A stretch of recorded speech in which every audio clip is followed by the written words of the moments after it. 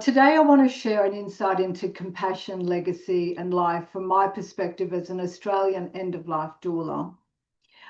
You'll find that I'm going to show slides. Many of the slides are photos that I have personally taken. Some of them are from hospitals and no people, but hospital rooms of where clients have been. But those who know me know that I take photographs every day, and that becomes my visual journey.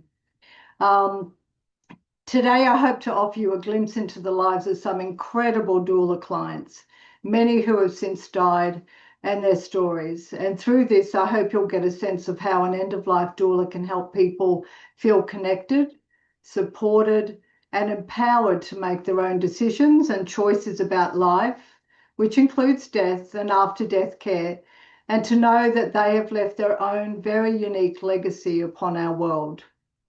Rather than me going in and out of sharing the slides, as I said, I'm going to talk, so you'll see the slides and I'll be talking in the background. Before we delve into these stories, I'd like to share a little about the role of an end-of-life doula, as some of you may not be as familiar with this role. And then I'll share briefly some definitions about what is compassion and what is legacy. So the role of an end-of-life doula, also known more commonly in other countries as death doula, or even here as death walker, is an integral part of the international public health movement known as compassionate communities. This movement emphasizes that end-of-life care for individuals with a life-limiting illness, that's an illness that's likely non-curative, will progress, and the person will either die from that or complications from it. So compassionate communities support them, early diagnosis to advanced, as well as support for their informal carers such as family and friends, along with the bereaved.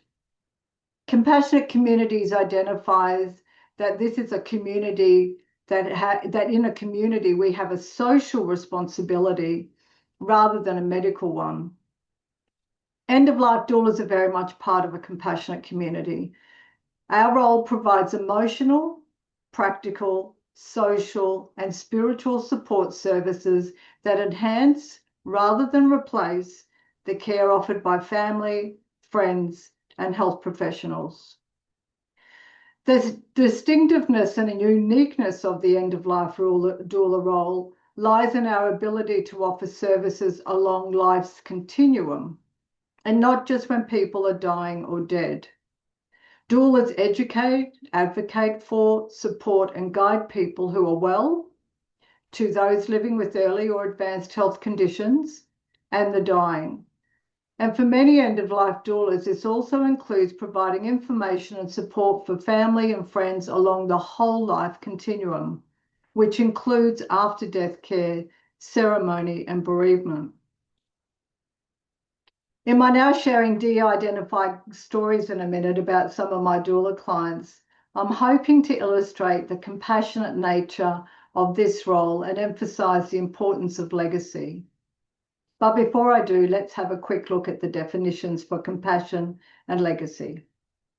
Compassion is defined as the deep awareness of another person's suffering combined with the desire and action to alleviate it. In essence, it goes beyond what you feel for someone. Compassion moves you to care and respond. Legacy is the lasting impact, influence, or contribution a person leaves behind through their actions, values, relationships, or creations that continues beyond their lifetime. In essence, it's what endures after a person has died, whether in people's lives, society, or the world. Now, I personally believe that a person's legacy isn't only what endures after they're dead. I believe that legacy includes the essence of how we live each and every day through our actions and the impact of those actions, how we will be remembered, and how we made people feel. When exploring a person's sense of legacy, some questions we can explore with our clients or people that we know are foundational, relationship focused, about life's meaning making and stories, and we learn beautifully from stories about completion and closure, and about the emotional or spiritual legacy you'd like to leave. And I believe we all leave a legacy of some sort. Now, I need to preface that not all legacies are positive. Not all people leave good legacies, but tonight or today, I'm going to be demonstrating some beautiful legacies that are positive. So the first de-identified story, I have changed the names to protect the identity of the clients. So this story is about Lucy May and her mum, Joyce. This story vividly illustrates how the role of doula was engaged, or I was engaged intermittently at key milestones moments in either Lucy May's or Joyce's life. My journey with Lucy May and her mother, Joyce, began when I was initially referred by a community aged care provider to visit Joyce under government aged care funding.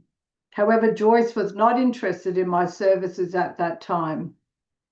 A few months later, Lucy May reached out to me, expressing her desire to engage my services for herself rather than a mother, and she was willing to pay privately.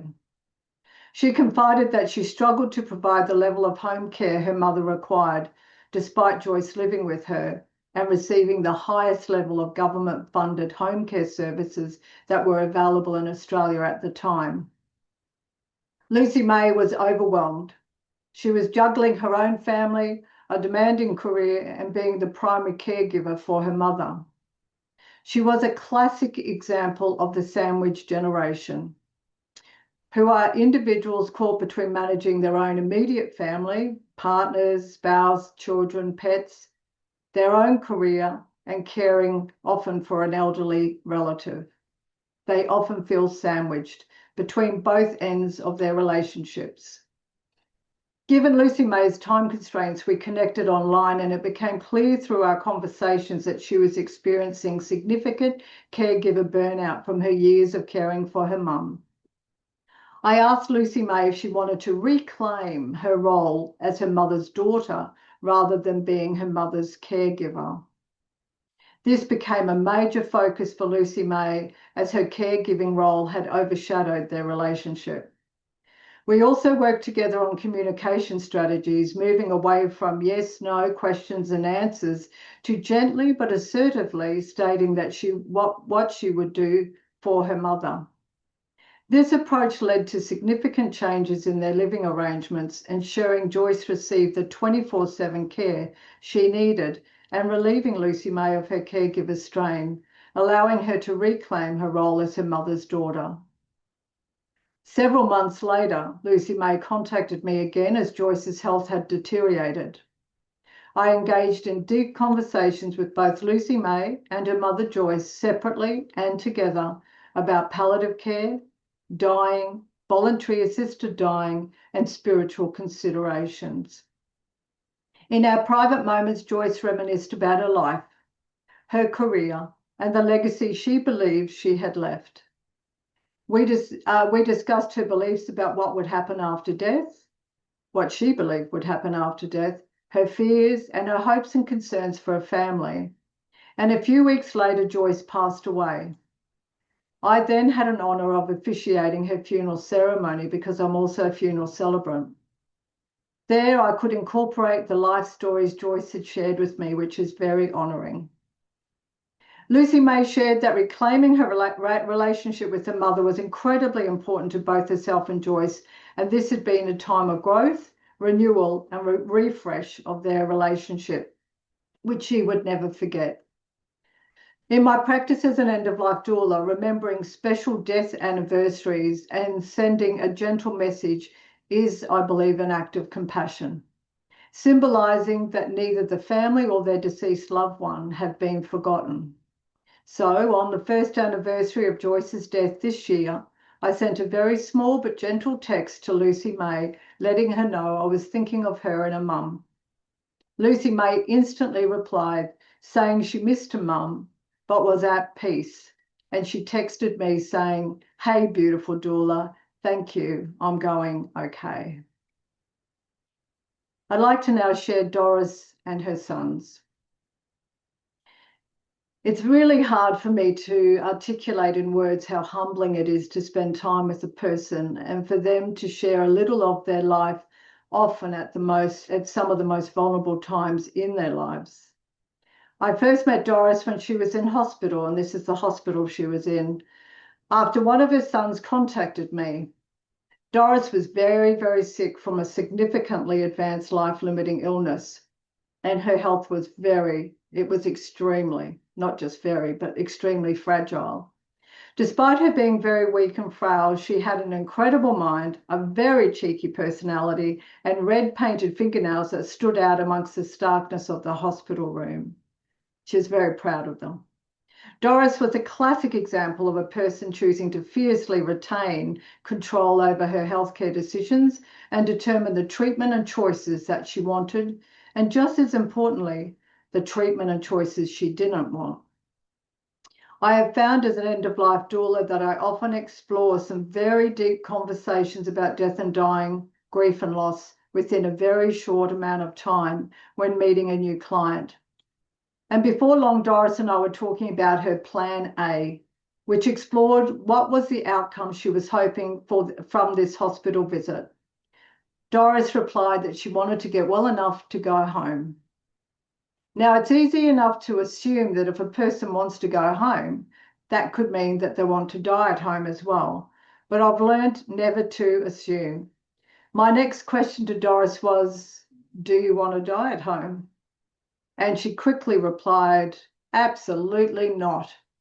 So in my role as doula, I keep asking questions. So where would you like to die, Doris? And she replied, in a hospital or a hospice. Unfortunately, where Doris lived, there was no hospices available. So I explored hospitals with her, and she came up with 3 hospitals and why they were the ones she had chosen in order of first preference to third. I could tell that having choice, capacity, and control was really important to Doris. Over numerous months and many different hospital admissions, I had the absolute pleasure of getting to know Doris. In her reminiscing, she went back to her adolescent years. She shared with me a pepper steak recipe her mother used to cook, and this recipe was handed down to her, and how she enjoyed cooking with it to the delight of her sons as they were growing. Doris shared a little of her nursing career that up until then she hadn't spoken about. Also, that she wasn't scared to die when I asked her that question. This also provided an opening to ask Doris if she wanted to be washed by her family when she died, something that a lot of people don't even think of. I asked her, were there any rituals important to her? And she replied, no, no rituals, and the nurses are fine to wash me. And I then explored if Doris wanted to be dressed in anything particular for her funeral. And she gave me the biggest grin and said for me to tell her sons that she has a beautiful blue dress in her bedroom cupboard, still with the price tag on it because it's never been worn. I'd like to wear that one. I sensed that the hospital visit would be my last, and Doris took my hand and squeezed it, and with a beautiful twinkle in her eyes, she said, thank you, Jacqui, for giving me the time to share. That has really meant so much to me. We just don't give people the time to share, and we need to. I will never forget that twinkle in her eyes, and I'm forever grateful for the beautiful people like Doris that I meet in this doula role. My next beautiful client that I'd like to share is Rani and her family. Rani learnt about my role as a doula through a workshop that I delivered about what is an end-of-life doula.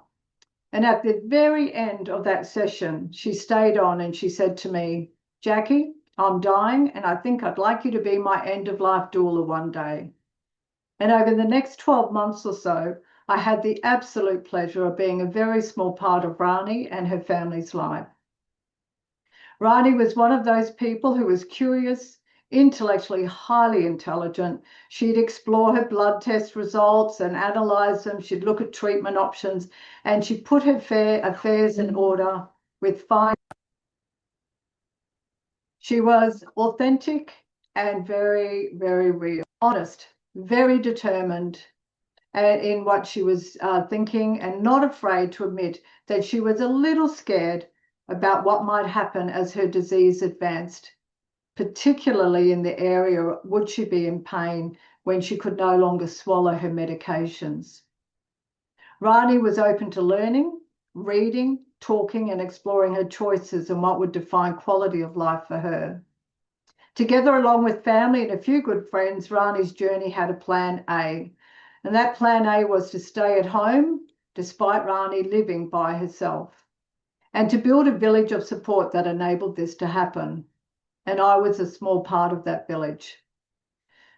Because I know how difficult it is to die at home when you live alone without a supportive village of people, I ventured into her and mentioned gently, asking her to think about a plan B.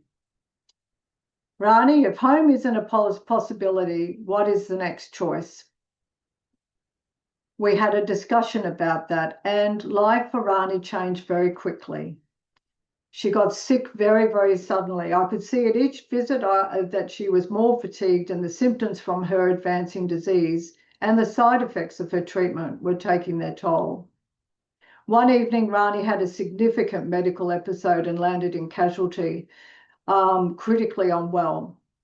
While she moderately recovered, she realised her disease was now terminal.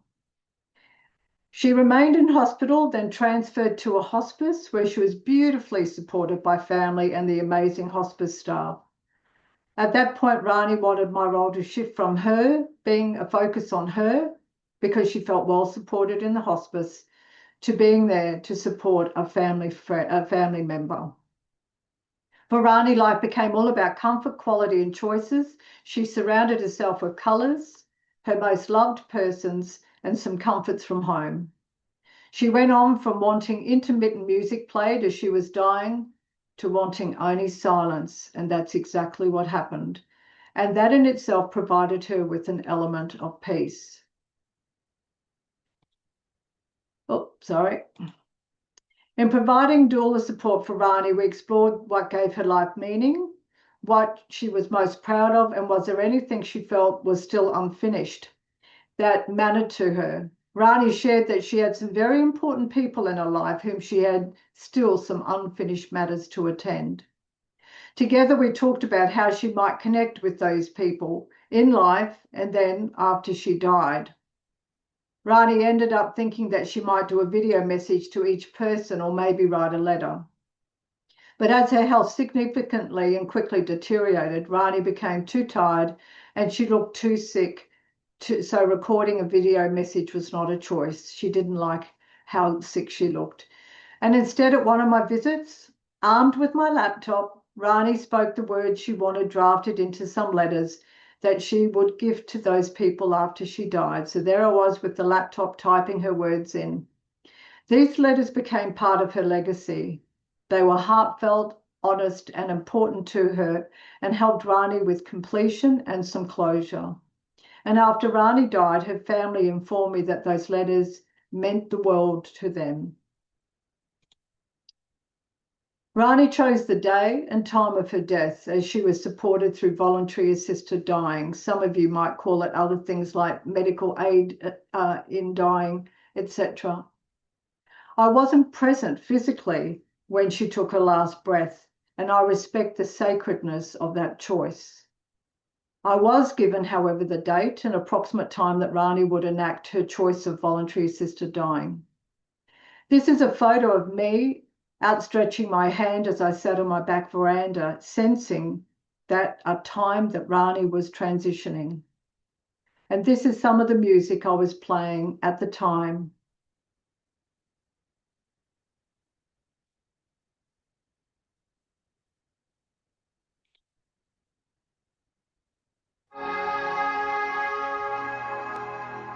Nghe chuông phiền não tan mây khói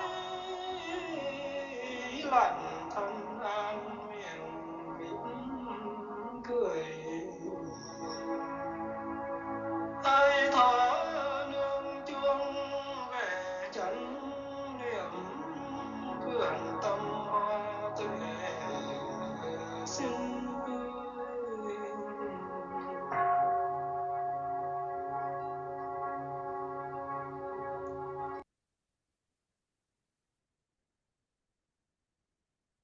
That song is called The End of Suffering by Gary Malkin, and is one of my favorite spiritual pieces of music that I would like played when I'm dying, if I die an expected death. I sensed that she was transitioning, and I found out subsequently that around the time I was sitting on that back veranda, she indeed, her voluntary assisted dying choice was enacted. There are some people that come into your life and they make an indelible difference. Over the last few months of Rani's life, she displayed courage, integrity, and was extraordinarily proactive in getting her affairs in order. She knew exactly whose lap her dying and death was going to land upon, and she wanted to make it as easy as possible for that person, both in life and after she died. And she succeeded in that. And she was fiercely independent right up to her very last breath. Rani definitely made me a better person and a better doula. George and family.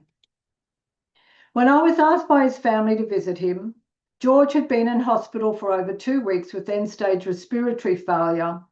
He was on continuous oxygen therapy, largely bed and chair bound, and had chosen to be assessed for voluntary assisted dying, which he subsequently was eligible for and chose. We had discussions that allowed reminiscence and also a quick, deeper dive into the reality of his own mortality, his fears, joys, and hopes. At the end of that discussion, I said to George, would you like, between the next few days and the day that you've chosen, would you like to go outside in the sunshine and fresh air? He was cooped up in this hospital bed for 2 weeks and likely to die surrounded by 4 hospital walls. George immediately replied, I'd love that. So I shared this with his family, that this was important to George, and encouraged them to talk to the nurse manager of the ward just to see how this could be facilitated. I only saw George the once, but connected with his family a number of times. I was absolutely delighted to receive a photo a few days later from his family. There was George sitting outside at one of his family's home, surrounded by all of them grinning over a table full of drink and food, portable oxygen, wheelchair, but hugely content to be in nature with family. I'm sorry I can't share the photo with you, but it's an image that will stay with me forever. Sometimes we get just too busy or just too caught up to sit, to pause, to listen, and to make things happen. We as a community need to focus on what a person can do rather than what they can't do or what their illness is. We need to focus on what's important to them. Sitting in fresh air in the sunshine or the shade is not rocket science, yet no one in the hospital has suggested this, and George's family and George didn't know they had permission to ask. Cheryl and family. I have permission from Cheryl's husband to use her actual name, so Cheryl is Cheryl.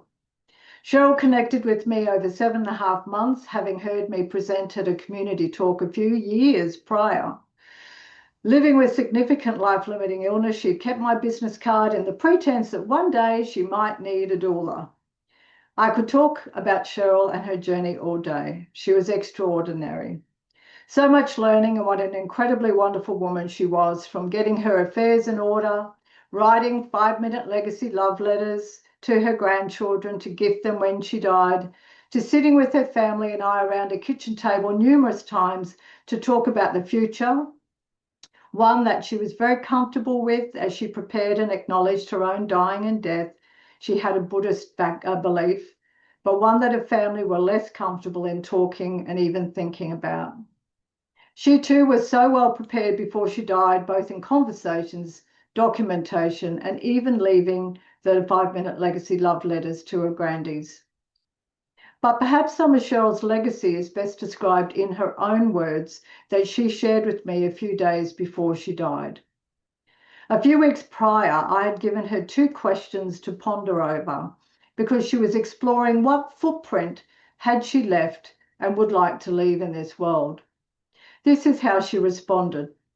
The first question was, Cheryl, If people you care about were to remember 3 things about you, what do you think they would remember? She shared, and I quote, "How much I chatted and talked, that I worked hard, and that I drove too fast. Friends always remind me where the radar, the speed traps, the police are." Then I asked Cheryl the second question, which is slightly different. Cheryl, what are the 3 things that you would like people to remember about you? She shared, my thirst for knowledge, how special they were to me and so loved, and that I was friendly and kind to all people. And I was absolutely privileged to read out these answers, the questions, and Cheryl's responses at her funeral ceremony, with many family and guests laughing at the speed camera comment and nodding their heads in affirmation of the other responses. This was a beautiful way that Cheryl got to share and for others to reflect upon her legacy. So what are some of my other doula learnings? In supporting others in our community with compassion, end-of-life doulas provide people with the space to share and be deeply listened to. Whilst this is extraordinarily humbling work, we also need to look after ourselves along the way. And there is no doubt that self-care is mandatory. Looking after me enables me to keep being there for others in a way that is wholesome. This is a photo of me lying on my back deck, soaking up the sunshine after spending time doulaing. And along with sitting or lying in the sun, I walk by the ocean. I especially like the concept I came across called Herkel-Dirkling, which means to lounge in bed for a long time after one should have gotten up. It's an old Scottish saying and is the act involving relaxing, curling up and staying in bed for leisure, not necessarily for sleep. So I reckon we should all consider some Herkel-Dirkling. One of my biggest life learnings from being an end-of-life doula is to educate myself, my community, and the individuals I serve not to procrastinate. Life can change in a blink. We can't always rely on tomorrow coming because for some of us, the sad reality is it won't. I visited Jane a few years ago as a relatively new doula. Her medical condition was life-limiting and advanced, and she was living in a residential aged care facility. She wanted to explore a number of elements about her health and the future, and when it came to her final body disposal after she died, she had very specific wishes. Her wishes were to have a direct cremation, no ceremony, and for her ashes to be scattered over a river. And when I asked her why over that particular river, she said, when I was well, I used to swim there every day. So it was really important to her. When asked, Jane said she had not shared these wishes with any of her family or friends and had not documented them either. Because Jane became very fatigued after a short visit, our first visit together, the session ended with me thinking that I would see Jane again, and together we could document these after-death care wishes. Another visit didn't happen. Jane died without these wishes ever being shared, and everything that she didn't want to happen with her body happened. She had a chapel ceremony, she didn't want that, and she was buried. I look back at my visit with Jane and she taught me how to be a better doula. I suggested that on that day I could have, with her permission, I could have emailed her family and friends her information. I could have spoken with the residential aged care staff about her wishes so they could put it in her chart. But I wrongly assumed that we would meet again. So now in my practice, I don't procrastinate.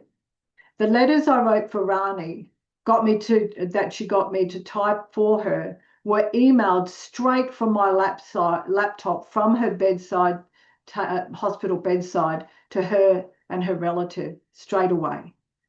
Not just because something might suddenly happen to Rani, but something could happen to me after I left the hospital. I could be in an accident, I could die. And those letters would never get sent. So my doula mantra is, at a minimum, have the conversations with the important people in your lives who might be your voice if you lose capacity to tell the doctors your healthcare wishes. And utopia is to have the conversations and complete the legal documentation. More learnings. Ceremony and rituals. This is me with the scattering of ashes and rose petals. Ceremony and rituals in life, or whilst dying, or immediately after death, or as a funeral or memorial ceremony, are so important for the individual and their people. These acts are an important part of celebrating, remembering, and acknowledging a life and the impact or legacy of that person's life whilst they're still alive or after they're dead. COVID-19 pandemic stripped us away of being able to be with our sick and dying people or in ceremony after they died. And we need to reclaim and recognise the importance of ceremony and rituals. These actions are somatic, sensory, and have an intrinsic benefit. Whether it be planting a tree, engaging the youngest or oldest person in the ritual of digging, planting, seeing something grow, to more formalised methods of ceremony that can still be very much bring an essence of the deceased through the contributions of story, music, rituals, and love. 4 siblings gathered around a gravesite at a funeral I officiated as their father was being lowered into the grave. And together embracing each other and with their husbands playing acoustic guitar, they sang with love John Denver's Country Road as a symbol of their father's route as a farmer. Their singing was raw, sometimes off key, but who cares? Theirs was a symbol of life and love.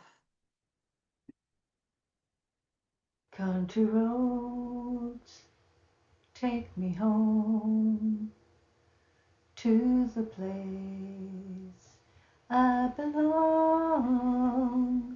West Virginia, Mountain Mama, take me home, country roads. We say in our role as a doula that we have 2 ears and 1 mouth for a reason, to listen deeply, and not always to listen to respond and speak. And silence can allow compassion to be present without words and for a person to deeply reflect on all the different elements to living. As an end-of-life doula, I have had to learn the art of sitting comfortably in silence, and I'm still learning that art. And I have to learn the art of doing that, which allows people time to just be. Many people are uncomfortable in sitting in silence, often feeling the urge to jump in and keep talking to fill in the gap. But these gaps are important as they enable people to pause, to reflect, to contemplate, to ask questions or provide a response if they wish to, and to not ask questions or provide answers if they don't want to, and to listen deeply. And I have had to learn this skill, and as I said, I'm still learning. Cheryl, who, when she entered hospice, wanted me to co-craft her funeral with her, which I did. When she went into hospice, a couple of days I would visit her and we would fine-tune her ceremony. One of those visits I said, Cheryl, would you like me to play the music you've chosen for your ceremony? And she said yes. We started playing the first song and automatically I started saying, remind me, Cheryl, why was that important to you, blah, blah, blah. And then quickly I realized, zip it, Jacqui. Silence. Let Cheryl be. And she did. She listened to 5 songs in complete silence and she was reminiscing and thinking about what they meant to her in silence. And then afterwards, we had the best conversation. So the art of deep listening and the importance of silence can't be underestimated. So as I finish my presentation today, I want to sincerely thank Joe and Victoria from Lifting the Lid, and my beautiful friend and colleague, Anetta. Happy birthday for Monday, matey, for allowing me this space to share a little essence from my end-of-life doulaing. And I encourage you all to explore the small intentional choices that you make with others, whether they are the people you serve, your family, your friends, your work colleagues. Open your heart, be present, listen without rushing, find out who and what matters most to them, and find out how they would like to be remembered. And I especially want to express my gratitude to all of the amazing doula clients and their families who I've had the honour to meet and support, and to thank you all for coming to this session so I could share a little bit of the essence of being an end-of-life doula and compassion and legacy. So thank you.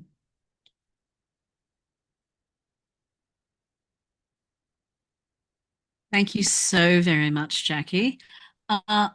With your permission, I'd like to go back through the transcript and read some of the comments because, as always, we have a very involved and supportive community, but this year the chats are just going off.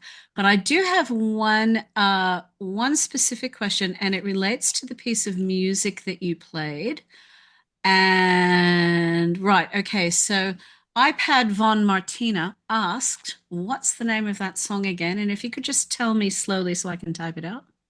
The End of Suffering by Gary Malkin, Malkin. Now, Gary Malkin has done a whole album, I guess you called Graceful Passages. They've got a very spiritual nature. I have actually personally created a Spotify playlist called Jacqui Dying Dead. And I've told my partner and my family, my adult children, that if I die an expected death, I want 5 of the songs from Graceful Passages that I've chosen on my Spotify playlist to be played intermittently, not continuously, while I'm dying. And if someone is with me the moment I take my last breath, I want those 5 songs played. So, and I play them in life, and I hope they help me transition when I do die, if I die unexpected deaths. But they're beautiful. I hate to tell you this, you will die. I've checked. There's no if. And expected. But you gotta love the Queensland optimism, mate. Oh no, yeah. Good on you. Oh, and Henry, thank you. Henry has actually put the YouTube link in the chat. So, Von Martina, there you go. Okay, so throughout your presentation, Jacqui, we have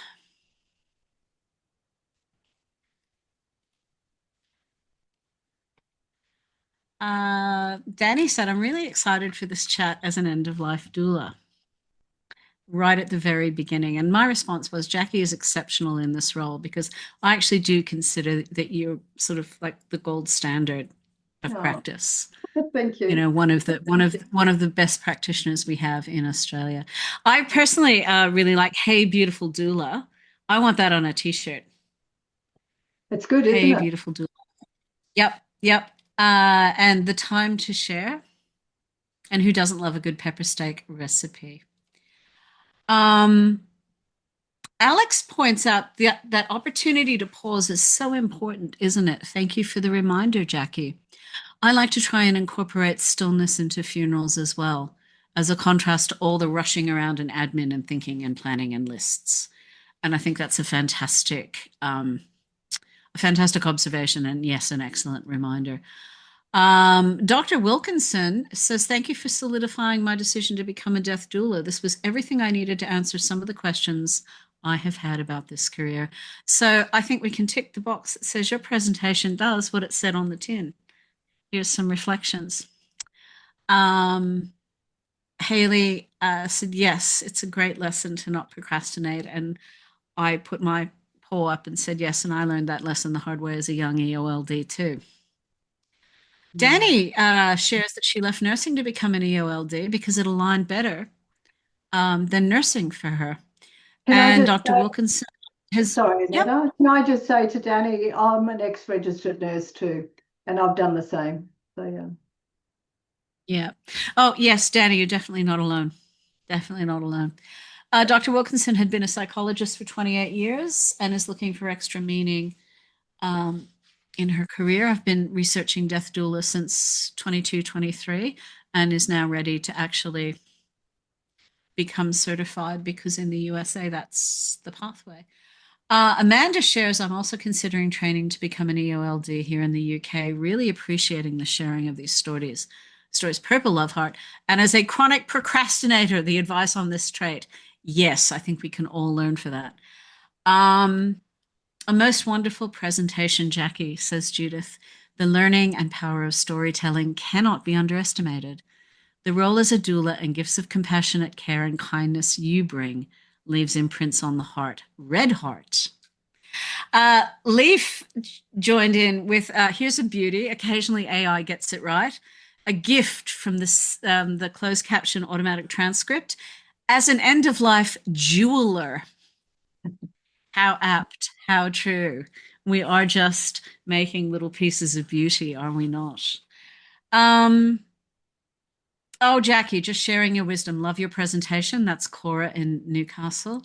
Libby says thank you. Amanda says thank you for this heartfelt presentation. Lisa says thank you. Emily, thank you. Dr. Wilkinson, Alex, Amanda, Joe, thank you. Wonderfully inspiring talk, says Joe. Thank you so much. Emma, extraordinary. Your clients is just as blessed to have you working with them. And then we had some really great back and forth from Janice about being at the very start of considering working in the death doula space. Anyone got advice on how to start? So there's been some good answers there.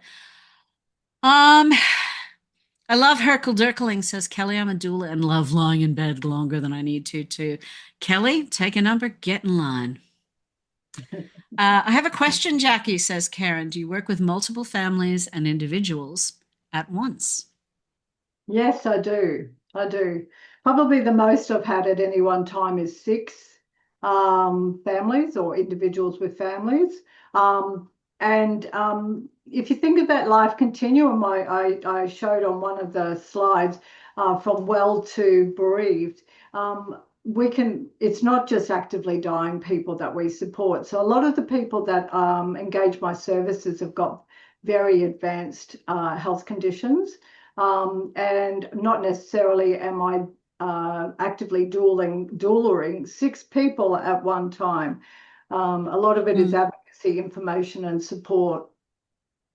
Yeah. Yeah. And hence the self-care, because it can be a rolling process sometimes. Lisa says, I too am in the beginnings of learning to be an EOL doula and really love the advice. Where are we? Thank you from Shiuli while driving in Goa, says SP. I accompanied my grandparents and my father intuitively. Would love to train with you, please. There you go. India has no training.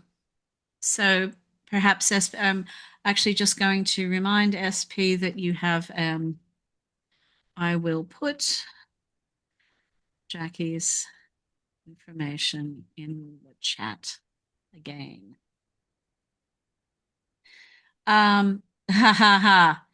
There's one for me that says, I make someone laugh, and that's lovely. Karen says, thank you. Amanda has a question. One thing that gives me pause for thought about becoming an EOLD is the concept of charging and fees.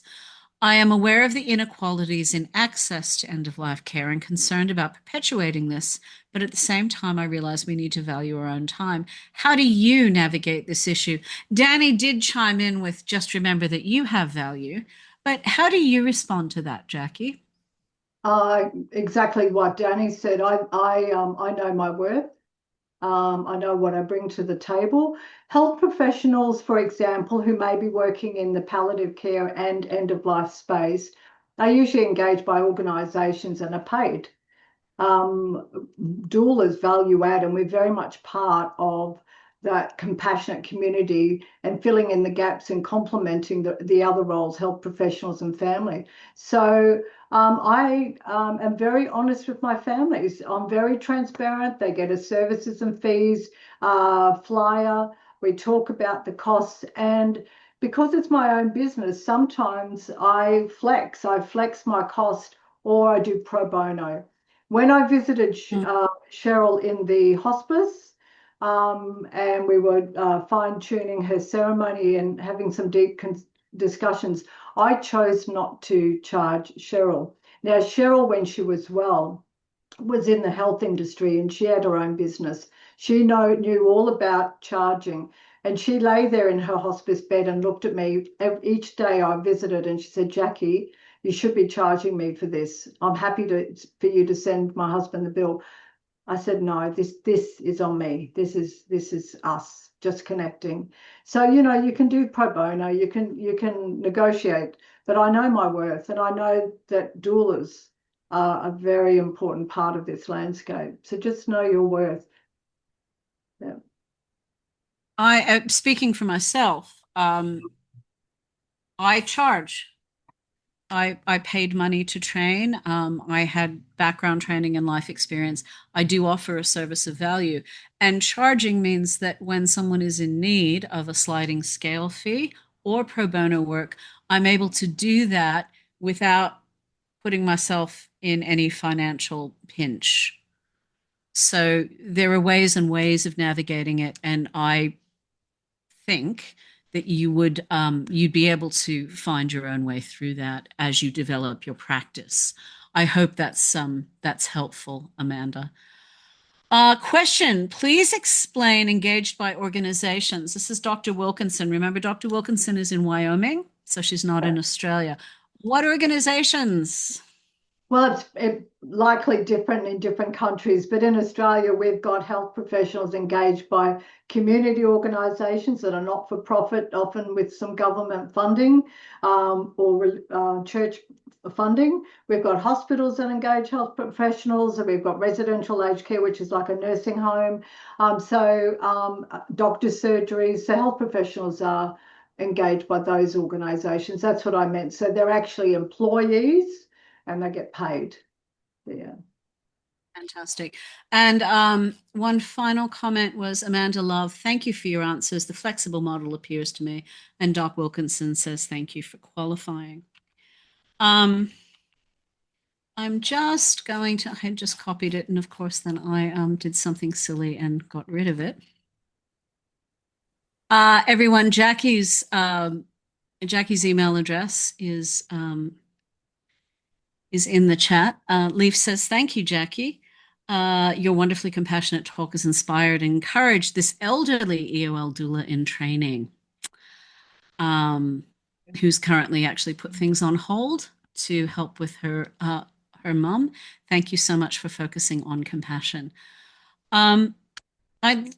On behalf of the entire Lifting the Lid team and the festival, and I'm sure I speak for everyone in the audience, thank you, Jacqui. It's always a privilege